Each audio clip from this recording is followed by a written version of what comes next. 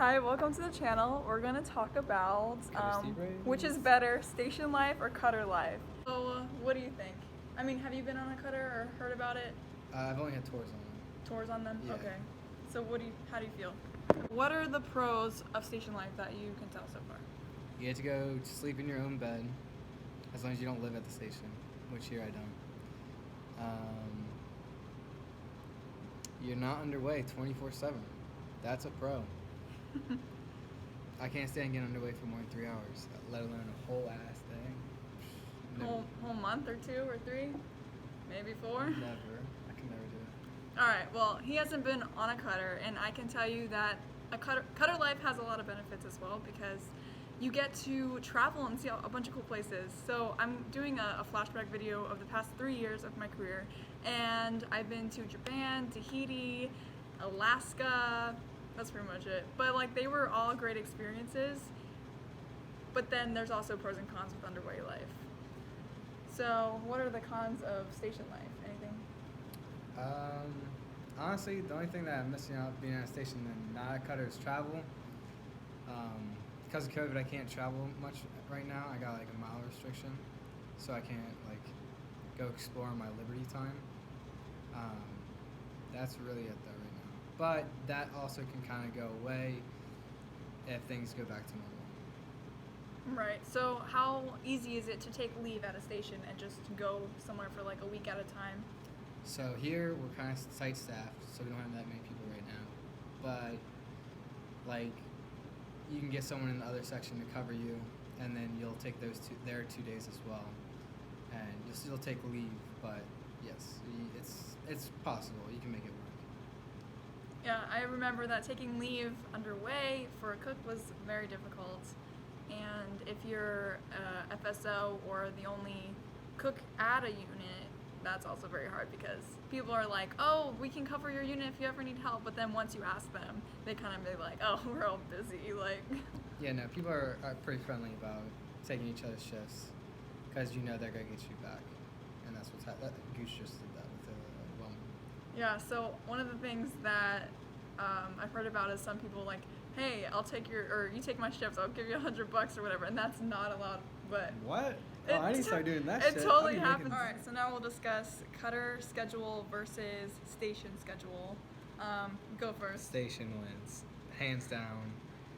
You don't work 24/7. From what I hear, I'm not on a cutter, obviously, but I have heard you're pretty much working until you go to sleep. I'll talk about that part. You don't even know. Okay. All right. I'll just shut up. Station. When you work your 2 days, you work till 4 pretty much, and then things start relaxing a little bit. You may get underway after 4, or you may have to stay and watch. But watch, it's not really work. You just listen to radios. Yeah, it's pretty much a 9 to 4 job, but you have to stay here for standby for star cases and stuff like that. Right. So it's just, the 2 on, 2 off, sliding weekends type deal, right? Yes. For you guys? Mm-hmm. Okay. So on the cutters, if we're underway, then pretty much work until 1, but then you can have boardings all throughout the day, and they can do helicopter activities all throughout the night, even if you're like a break-in, tie down, or like tie downs, or the pilots that sometimes come on board, then the pilots come on board and they don't work a lot, and then when they do, they're working. But also for like non-rates and mess cooking and stuff like that. Like for mess cooks, they cook every single day underway for their whole month, and then for everybody else, we're just at work all the time for however long it is that we're at sea, and it's just constant work. Yeah, you might finish your work for the day and then call it good, but I mean, it's hard to like get away from it, because you have to like live and breathe Coast Guard. Sounds like hell. And you have to wear a uniform like all day long unless you're in the gym, and you can't wear civvies underway unless there's some kind of morale thing. So next question, how much morale is at each unit type? Okay, so obviously the people make the station or cutter, wherever you are. It can honestly be good if the people are good. Morale-wise, we have like morale events that we have, I think like once every 3 months. I'm not sure. I haven't been here. I've only been here for 2. One we had all-you-can-eat crabs, pretty much, that Master Chief made up. Oh wow. We played volleyball, cornhole, and then the other one I went to, that we had, was in the middle of winter, so there wasn't as much stuff, but it was like a pizza eating contest. We're about to do a chili cook-off or something like that. But yeah, there's a pizza eating contest, cornhole, same things, but different season. So would you say that morale is pretty high at a station? Just for the fact that you're at a station and you get to like go home and you're just on land? Very, very. So they don't do like a whole lot of morale events, but the ones they do sound pretty cool. Yes.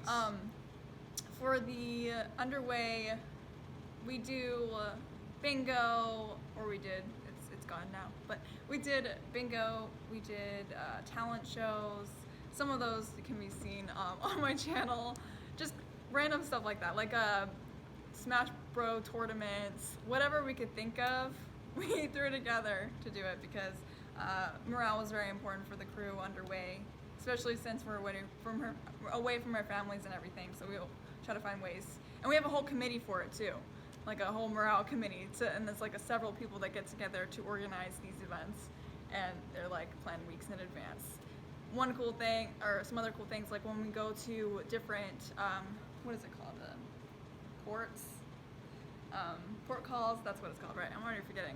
When we go to port calls, we plan things there with the morale committee. So when we went to Japan, we did like a Mount Fuji hike, and sometimes if there's like a field or pavilions at the location, we'll do like cookouts, things like that. It's pretty cool. That actually sounds pretty fun. When we were in Alaska, there's like barely anything to do, but we played softball games. Alaska, there's so much to do in Alaska. Oh, like what? Fishing, and more fishing. Oh yeah, I mean, you know all about the fishing if you watch my Alaska port call videos or fish calls I have. Since there's a lot of time at a station, I was like, what about side jobs? Can you get a job for the evening once you get off work or on your days off?